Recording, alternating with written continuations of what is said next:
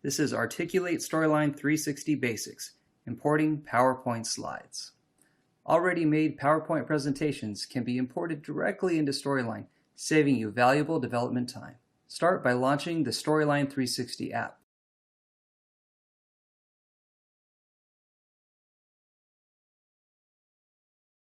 Next, click on Import and select Import PowerPoint. Select the PowerPoint presentation you want to import and click Open. By default, all slides in the presentation are highlighted and ready for import. Select New Scene, name the scene, and click on Import.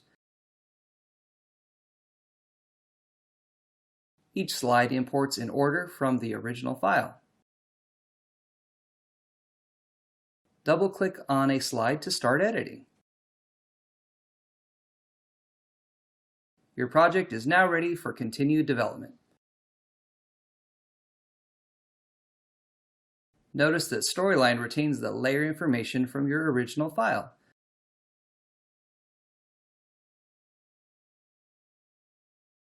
Don't forget to save your file before exiting the application. Thanks for viewing this micro tutorial.